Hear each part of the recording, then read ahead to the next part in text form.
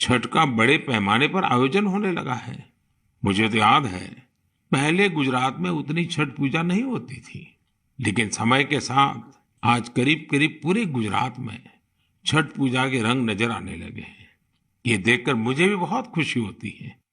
आजकल हम देखते हैं विदेशों से भी छठ पूजा की कितनी भव्य तस्वीरें आती हैं। यानी भारत की समृद्ध विरासत, हमारी आस्था दुनिया के कोने कोने में अपनी पहचान बढ़ा रही है। इस महापर्व में शामिल होने वाले हर आस्थावान को मेरी तरफ से बहुत बहुत शुभकामनाएं। मेरे प्यारे देशवासियों, अभी हमने पवित्र छठ पूजा की बात की, भगवान सूर्य की उपासना की बात की।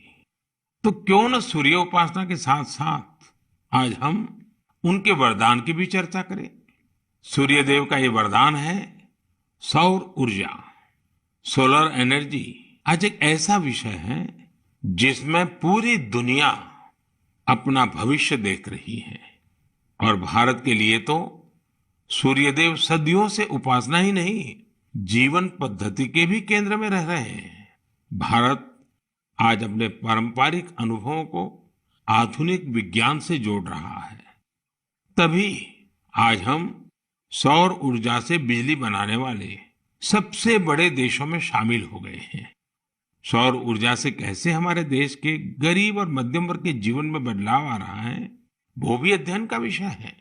तमिलनाडु में कांचीपुरम में एक किसान है, थिरु के एजिलन।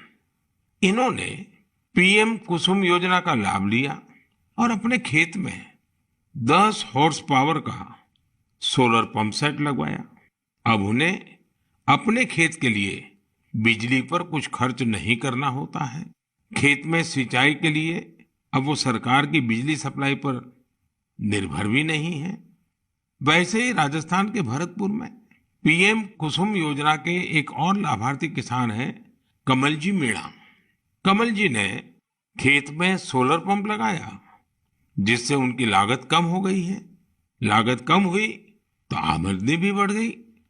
कमल जी सोलार बिजली से दूसरे कई छोटे उद्योगों को भी जोड़ रहे हैं। उनके इलाके में लकड़ी का काम है, गाय के गोबर से बनने वाले उत्पाद हैं, इनमें भी सोलर बिजली का इस्तेमाल हो रहा है। वो 10-12 लोगों को रोजगार भी दे रहे हैं। यानी कुसुम योजना से कमल जी ने जो शुरुआत की, उसकी महक कितने ही लोगों तक पहुंचने लगी है। साथियों, क्या आप कभी कल्पना कर सकते हैं कि आप महीने भर बिजली का उपयोग करें और आपका बिजली बिल आने के बजाय आपको बिजली के पैसे मिले? सौर ऊर्जा ने यह भी कर दिखाया है। आपने कुछ दिन पहले देश के पहले सूर्यग्राम गुजरात के मोढेरा की खूब चर्चा सुनी होगी।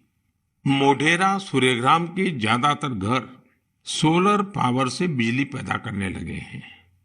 अब वहां के कई घरों में महीने के आखिर में बिजली का बिल नहीं आ रहा, बल्कि बिजली से कमाई का चेक आ रहा है। ये होता देख अब देश के बहुत से गांवों के लोग मुझे चिट्ठियां लिखकर कह रहे हैं कि उनके गांव को भी सूर्यग्राम में बदला जाए। यानी वो दिन दूर नहीं जब भारत में सूर्य ग्रामों का निर्माण बहुत बड़ा जन आंदोलन बनेगा। और इसकी शुरुआत मोढेरा गांव के लोग कर ही चुके हैं। आइए मन की बात के श्रोताओं को भी मोढेरा के लोगों से मिलवाते हैं। हमारे साथ इस समय फोन लाइन पर जुड़े हैं श्रीमान विपिन भाई पटेल। विपिन भाई नमस्ते। देखिए, अब तो मोढेरा पूरे देश के लिए एक मॉडल के रूप में चर्चा में आ गया है, लेकिन जब आपको अपने रिश्तेदार परिचित सब बातें पूछते होंगे तो आप उनको क्या बताते हैं? क्या फायदा हुआ? सर, लोग हमारे को पूछते हैं तो हम कहते हैं कि हमारे जो बिजली बिल आता था, लाइट बिल, वो अभी 0 आ रहा है और कभी 70 रुपए आता है। पर लेकिन हमारे पूरे गांव में जो आर्थिक परिस्थिति है वो सुधर रही है। यानी एक प्रकार से पहले जो बिजली बिल की चिंता थी वो खत्म हो गई। हाँ सर, वो तो बात सही है सर। तो अभी तो कोई टेंशन नहीं पूरे गांव में। सब लोग को लग रहा है कि सर ने जो किया तो वो तो बहुत अच्छा किया है।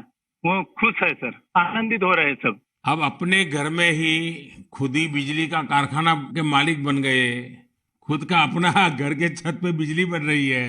आप बात सही है सर। तो क्या ये बदलाव जो आया है उसकी गांव के लोगों पे क्या असर है? सर वो पूरे गांव के लोग वो खेती कर रहे हैं, तो फिर मेरे को बिजली की जो झंझट थी तो उसमें मुक्ति हो गई है। बिजली का बिल तो भरना नहीं है, निश्चित हो गए हैं सर। मतलब बिजली का बिल भी गया और सुविधा बढ़ गई। झंझट भी गया सर। और सब जब आप यहाँ आए थे और तो 3D शो जो यहाँ उद्घाटन किया, तो इसके बाद तो मोटेरा गांव में 4 चांद लग गए सर। और वो जो सेक्रेटरी आए थे सर, जी जी। तो वो गांव फेमस हो गया सर। या यूएन के सेक्रेटरी जनरल, उनकी खुद की इच्छा थी, उन्होंने मुझे बड़ा आग्रह किया कि भाई इतना बड़ा काम किया है तो मैं वहां जाके देखना चाहता हूँ। चलिए विपिन भाई, आपको और आपके गांव के सब लोगों को मेरी तरफ से बहुत बहुत शुभकामनाएं। और दुनिया आप में से प्रेरणा ले और ये सोलर एनर्जी का अभियान घर घर चले। ठीक है सर, हम लोगों को बताएंगे कि भाई सोलर लगवाओ, आपके पैसे से भी लगवाओ तो बहुत फायदा है। हाँ, लोगों को समझाइए। चलिए, बहुत बहुत शुभकामनाएं। धन्यवाद भैया। Thank you sir, thank you sir. मेरा जीवन धन्य हो गया आपसे बात करके। विपिन भाई का बहुत बहुत धन्यवाद। आइए अब मोढेरा गांव में वर्षा बहन से भी बात करेंगे। हेलो, नमस्ते सर। नमस्ते नमस्ते। वर्षा बहन, कैसी हैं आप? बहुत अच्छे हैं सर, आप कैसे हैं? मैं बहुत ठीक हूँ। हम धन्य हो गए सर आपसे बात करके। अच्छा वर्षा बहन, हाँ, आप मोढेरा में, आप तो एक तो फौजी परिवार से हैं। फौजी परिवार से हूँ मैं, आर्मी एक्समैन की वाइफ बोल रही हूँ सर। तो पहले हिंदुस्तान में कहाँ कहाँ जाने का मौका मिला आपको? मुझे राजस्थान में मिला, गांधीनगर में मिला, कटरा का जो जम्मू है वहाँ पर मिला मौका, साथ में रहने का बहुत सुविधा वहाँ पर मिल रही थी सर। हाँ, ये फौज में होने के कारण आप हिंदी भी बढ़िया बोल रही हो। हाँ, सीखा है सर। हाँ। मुझे बताइए, मोढेरा में जो इतना बड़ा परिवर्तन आया, ये सोलर रूफटॉप प्लांट आपने लगवा दिया, जो शुरू में लोग कह रहे होंगे तब तो आपको मन में आया होगा ये क्या मतलब है, क्या कर रहे हैं, क्या होगा, ऐसे थोड़ी बिजली आती है, सब बातें हैं कि आपके मन में आई होगी। अब क्या अनुभव आ रहा है, इसका फायदा क्या हुआ है? बहुत सर, फायदा तो फायदा ही फायदा हुआ है सर। हमारे गांव में तो रोज दिवाली मनाई जाती है आपकी वजह से। 24 घंटे हमें बिजली मिल रही है, बिल तो आता ही नहीं है बिल्कुल। हमारे घर में हमें अन्य इलेक्ट्रिक सब चीजें घर में ला रखी है सर, सब यूज कर रहे हैं हम आपकी वजह से सर। बिल आता ही नहीं है तो हम फ्री माइंड से सब यूज कर सकते हैं ना। ये बात सही है, आपने बिजली का अधिकतम उपयोग करने के लिए भी मन बना लिया है। बना लिया सर, बना लिया। अभी हमें कोई दिक्कत ही नहीं है, हम फ्री माइंड से सब जो वॉशिंग मशीन है, एसी है, सब चला सकते हैं सर। और गांव के बाकी लोग भी खुश है इसके कारण? बहुत बहुत खुश है सर। अच्छा, ये आपके पतिदेव तो वहाँ सूर्य मंदिर में काम करते हैं, तो वहाँ वो जो लाइट शो हुआ, इतना बड़ा इवेंट हुआ और अभी दुनिया भर के मेहमान आ रहे हैं। दुनिया भर के फॉरेनर आ सकते हैं और सर आपने वर्ल्ड में प्रसिद्ध कर दिया है हमारे गांव को। तो आपके पति को अब काम बढ़ गया होगा, इतने मेहमान वहाँ मंदिर में देखने के लिए आ रहे हैं। अरे कोई बात नहीं, जितना भी काम बढ़े सर, कोई बात नहीं, इसकी हमें कोई दिक्कत नहीं है हमारे पति को। बस आप विकास करते जाओ हमारे गांव का। अब गांव का विकास तो हम सबको मिल करके करना है। हाँ हाँ सर, हम आपके साथ हैं। और मैं तो मोढेरा के लोगों का अभिनंदन करूंगा, क्योंकि गांव ने इस योजना को स्वीकार किया और उनको विश्वास हो गया कि हाँ, हम अपने घर में बिजली बना सकते हैं। 24 घंटे सर हमारे घर में बिजली आती है और हम बहुत खुश हैं। चलिए, मेरी आपको बहुत शुभकामनाएं हैं। जो पैसे बचे हैं इसका बच्चों के भलाई के लिए उपयोग कीजिए। उन पैसों का उपयोग अच्छा हो ताकि आपका जीवन को फायदा हो। मेरी आपको बहुत शुभकामनाएं और सब मोढेरा वालों को मेरे नमस्कार। साथियों, वर्षा बहन और विपिन भाई ने जो बताया है वो पूरे देश के लिए, गांवों शहरों के लिए एक प्रेरणा है। मोढेरा का ये अनुभव पूरे देश में दोहराया जा सकता है। सूर्य की शक्ति अब पैसे भी बचाएगी और आय भी बढ़ाएगी। जम्मू कश्मीर के श्रीनगर से एक साथी हैं मंजूर अहमद लईवाल। कश्मीर में सर्दियों के कारण बिजली का खर्च काफी होता है। इसी कारण मंजूर जी का बिजली का बिल भी 4,000 रुपये से ज्यादा आता था। लेकिन जब से मंजूर जी ने अपने घर पर सोलर रूफटॉप प्लांट लगवाया है, उनका खर्च आधे से भी कम हो गया है। ऐसे ही ओडिशा की एक बेटी कुन्नी देवरी सौर ऊर्जा को अपने साथ साथ दूसरी महिलाओं के रोजगार का माध्यम बना रही है।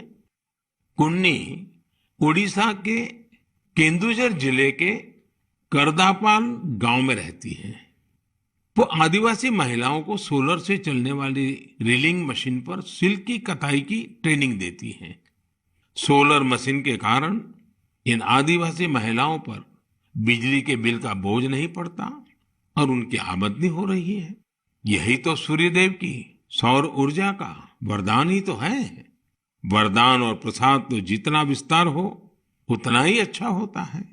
इसलिए मेरी आप सबसे प्रार्थना है, आप भी इसमें जुड़े और दूसरों को भी जोड़े।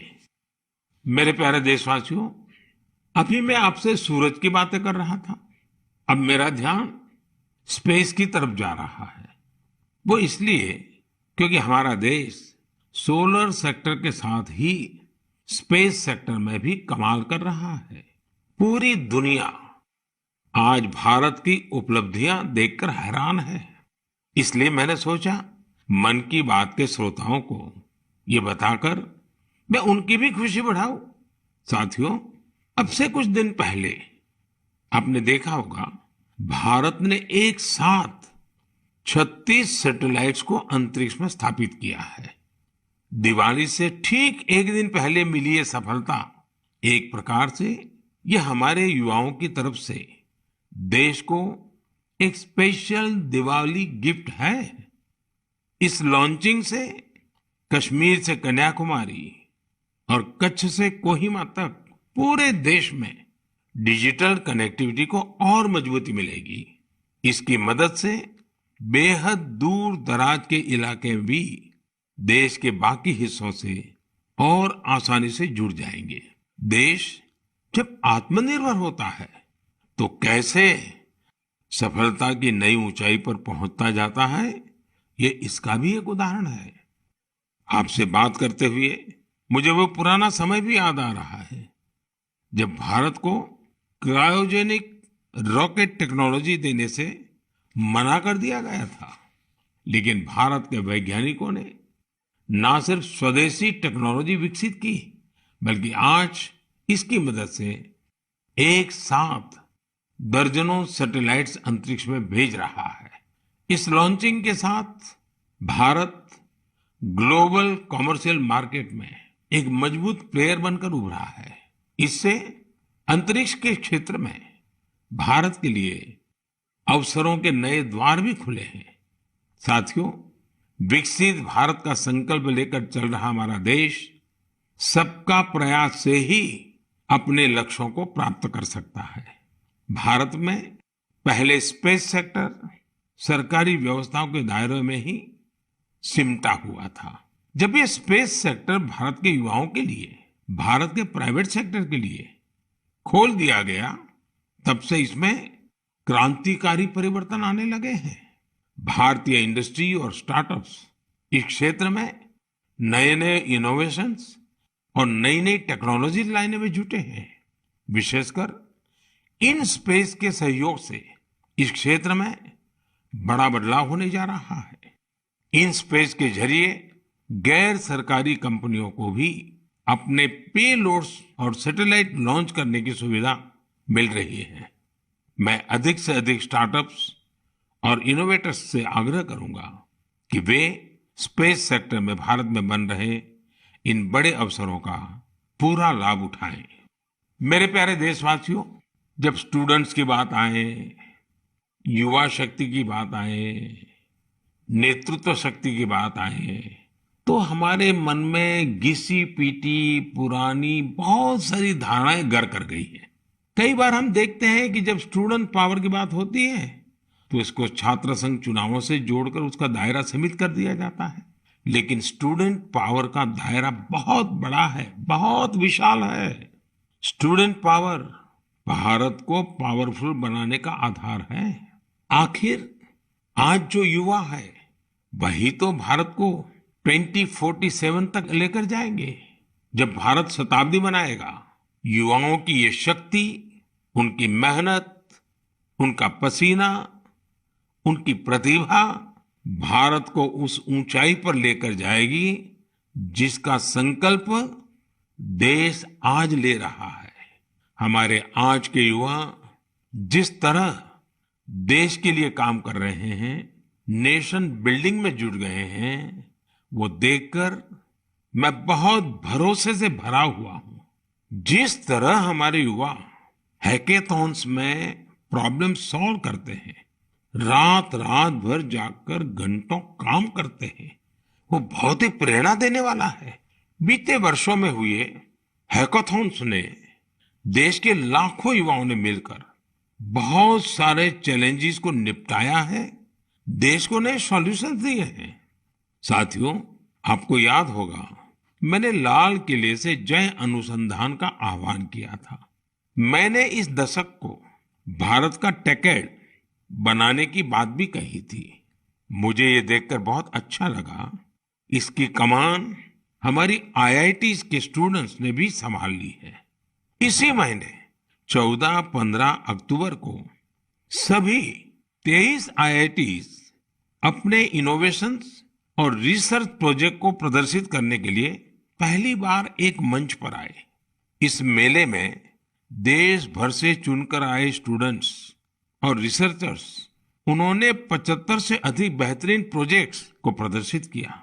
Health care, agriculture, robotics, semiconductors, 5G communications, ऐसी ढेर सारी थीम्स पर ये प्रोजेक्ट बनाए गए थे।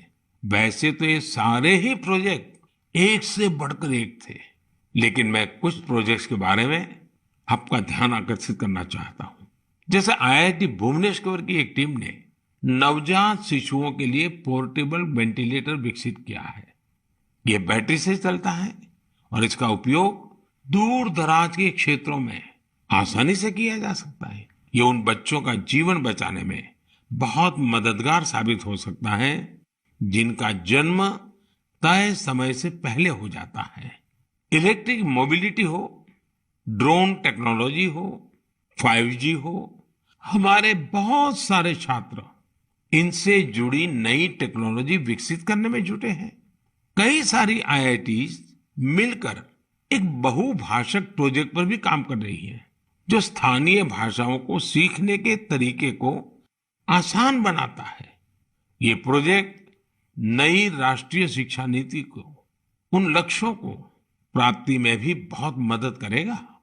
आपको ये जानकर भी अच्छा लगेगा कि आईआईटी मद्रास और आईआईटी कानपुर ने भारत के स्वदेशी 5G टेस्ट बेड को तैयार करने में अग्रणी भूमिका निभाई है।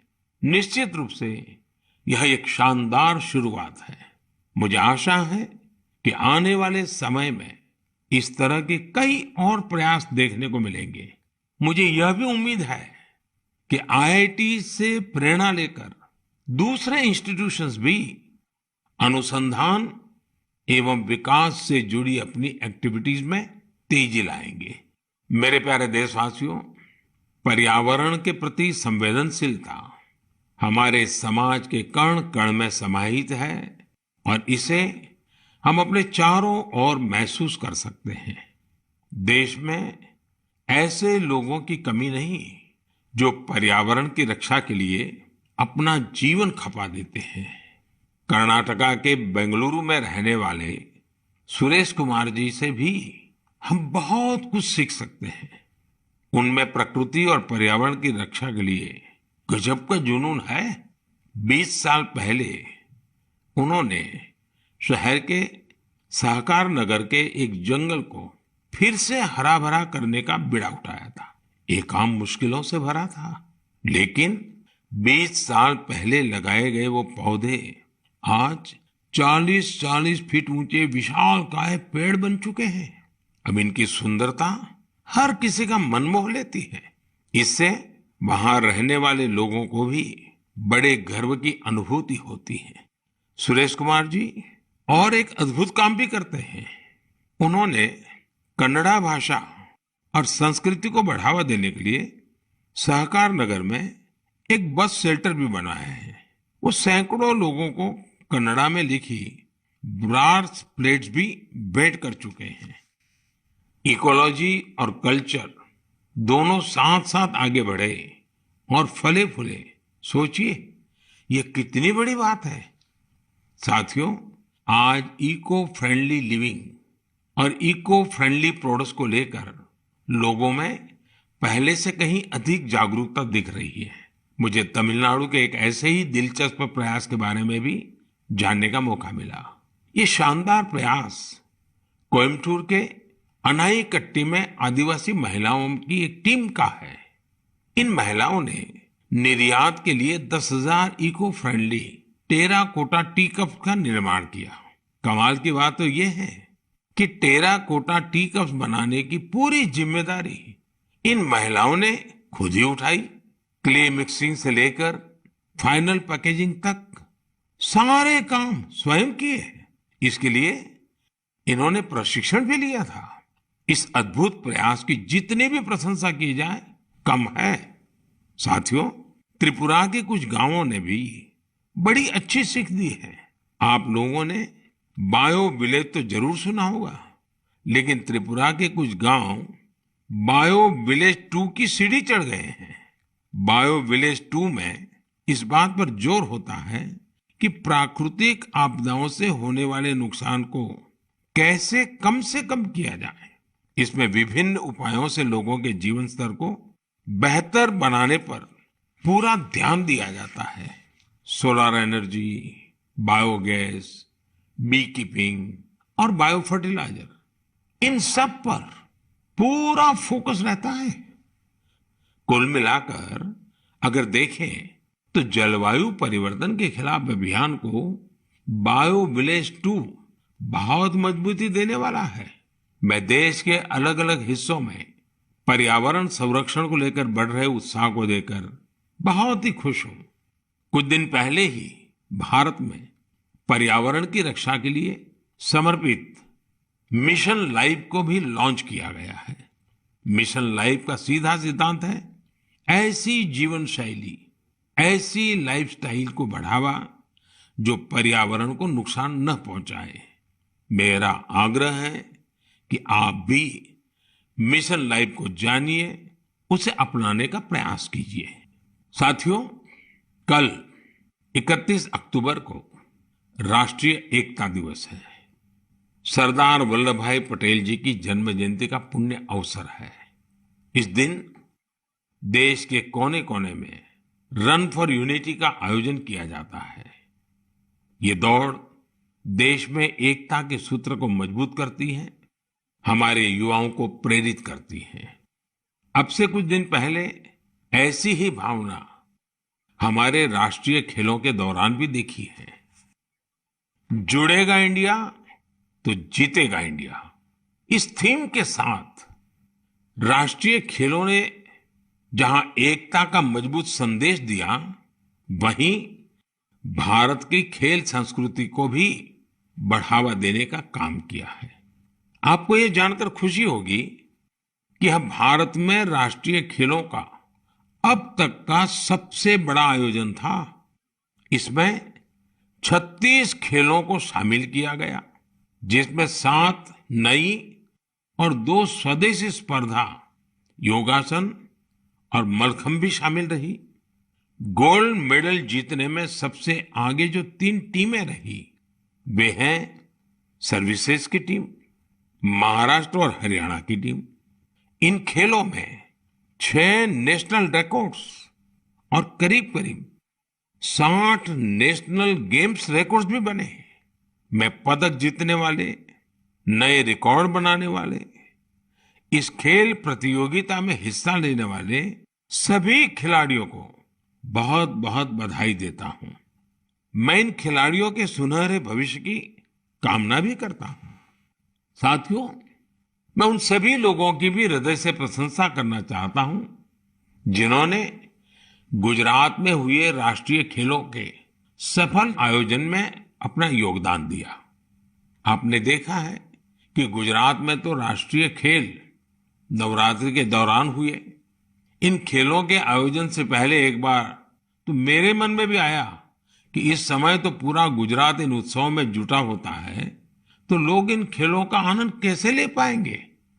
इतनी बड़ी व्यवस्था और दूसरी तरफ नवरात्रि के गरबा वगैरह का इंतजाम, ये सारे काम गुजरात एक साथ कैसे कर लेगा? लेकिन गुजरात के लोगों ने अपने आतिथ्य सत्कार से सभी मेहमानों को खुश कर दिया। अहमदाबाद में नेशनल गेम्स के दौरान जिस तरह कला, खेल और संस्कृति का संगम हुआ, वह उल्लास से भर देने वाला था। खिलाड़ी भी दिन में जहां खेल में हिस्सा लेते थे, वही शाम को वे गरबा और डांडिया के रंग में डूब जाते थे। उन्होंने गुजराती खाना और नवरात्रि की तस्वीरें भी सोशल मीडिया पर खूब शेयर की। ये देखना हम सभी के लिए बहुत ही आनंददायक था। आखिरकार इस तरह के खेलों से भारत की विविध संस्कृतियों के बारे में भी पता चलता है। ये एक भारत श्रेष्ठ भारत की भावना को भी उतना ही मजबूत करते हैं। मेरे प्यारे देशवासियों, नवंबर महीने में 15 तारीख को हमारा देश जनजातीय गौरव दिवस मनाएगा। आपको याद होगा, देश ने पिछले साल भगवान बिरसा मुंडा की जन्म जयंती के दिन आदिवासी विरासत और गौरव को सेलिब्रेट करने के लिए ये शुरुआत की थी। भगवान बिरसा मुंडा ने अपने छोटे से जीवन काल में अंग्रेजी हुकूमत के खिलाफ लाखों लोगों को एकजुट कर दिया था। उन्होंने भारत की आजादी और आदिवासी संस्कृति की रक्षा के लिए अपना जीवन बलिदान कर दिया था। ऐसा कितना कुछ है जो हम धरती आबा बिरसा मुंडा से सीख सकते हैं। साथियों, जब धरती आबा बिरसा मुंडा की बात आती है, छोटे से उनके जीवन काल की तरफ नजर करते हैं, आज भी हम उसमें से बहुत कुछ सीख सकते हैं। और धरती आबा ने तो कहा था, ये धरती हमारी है, हम इसके रक्षक हैं। उनके इस वाक्य में मातृभूमि के लिए कर्तव्य भावना भी है और पर्यावरण के लिए हमारे कर्तव्यों का एहसास भी है। उन्होंने हमेशा इस बात पर जोर दिया था कि हमें हमारी आदिवासी संस्कृति को भूलना नहीं है, उससे रत्ती भर भी दूर नहीं जाना है। आज भी हम देश के आदिवासी समाजों से प्रकृति और पर्यावरण को लेकर बहुत कुछ सीख सकते हैं। साथियों, पिछले साल भगवान बिरसा मुंडा की जयंती के अवसर पर मुझे रांची के भगवान बिरसा मुंडा म्यूजियम के उद्घाटन का सौभाग्य प्राप्त हुआ था। मैं युवाओं से आग्रह करना चाहूंगा कि उन्हें जब भी समय मिले वे इसे देखने जरूर जाएं। मैं आपको ये भी बताना चाहता हूं कि 1 नवंबर यानी परसों मैं गुजरात राजस्थान के बॉर्डर पर मौजूदा मानगढ़ में रहूंगा। भारत के स्वतंत्रता संग्राम और हमारी समृद्ध आदिवासी विरासत में मानगढ़ का बहुत ही विशिष्ट स्थान रहा है।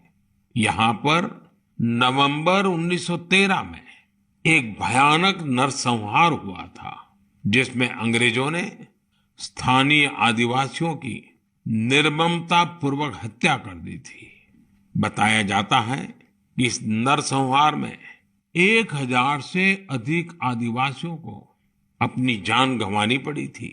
इस जनजातीय आंदोलन का नेतृत्व गोविंद गुरु जी ने किया था, जिनका जीवन हर किसी को प्रेरित करने वाला है।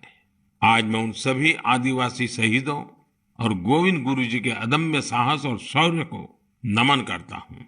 हम इस अमृत काल में भगवान बिरसा मुंडा, गोविंद गुरु और अन्य स्वतंत्र सेनानियों के आदर्शों का जितनी निष्ठा से पालन करेंगे, हमारा देश उतनी ही ऊंचाइयों को छुएगा। मेरे प्यारे देशवासियों, आने वाली 8 नवंबर को गुरुपुरब है। गुरु नानक जी का प्रकाश पर्व जितना हमारी आस्था के लिए महत्वपूर्ण है, उतना ही हमें इससे सीखने को भी मिलता है। गुरु नानक देव जी ने अपने पूरे जीवन मानवता के लिए प्रकाश फैलाया। पिछले कुछ वर्षों में देश ने गुरुओं के प्रकाश को जन जन तक पहुंचाने के लिए अनेकों प्रयास किए हैं। हमें गुरु नानक देव जी का 550वां प्रकाश पर्व देश और विदेश में व्यापक स्तर पर मनाने का सौभाग्य मिला था। दशकों के इंतजार के बाद करतारपुर साहिब कॉरिडोर का निर्माण होना भी उतना ही सुखद है। कुछ दिन पहले ही मुझे हेमकुंड साहिब के लिए रोपवे के शिलान्यास का भी सौभाग्य मिला है। हमें हमारे गुरुओं के विचारों से लगातार सीखना है, उनके लिए समर्पित रहना है। इसी दिन कार्तिक पूर्णिमा का भी है। इस दिन हम तीर्थों में, नदियों में स्नान करते हैं, सेवा और दान करते हैं। मैं आप सभी को इन पर्वों की हार्दिक बधाई देता हूं। आने वाले दिनों में कई राज्य अपने राज्य दिवस भी मनाएंगे। आंध्र प्रदेश अपना स्थापना दिवस मनाएगा, केरला पिरावी मनाया जाएगा, कर्नाटका राज्योत्सव मनाया जाएगा। इसी तरह मध्य प्रदेश, छत्तीसगढ़ और हरियाणा भी अपने राज्य दिवस मनाएंगे। मैं इन सभी राज्यों के लोगों को शुभकामनाएं देता हूं। हमारे सभी राज्यों में एक दूसरे से सीखने की, सहयोग करने की और मिलकर काम करने की स्पिरिट जितनी मजबूत होगी, देश उतना ही आगे जाएगा। मुझे विश्वास है हम इसी भावना से आगे बढ़ेंगे। आप सब अपना ख्याल रखिए, स्वस्थ रहिए। मन की बात की अगली मुलाकात तक के लिए मुझे आज्ञा दीजिए। नमस्कार, धन्यवाद।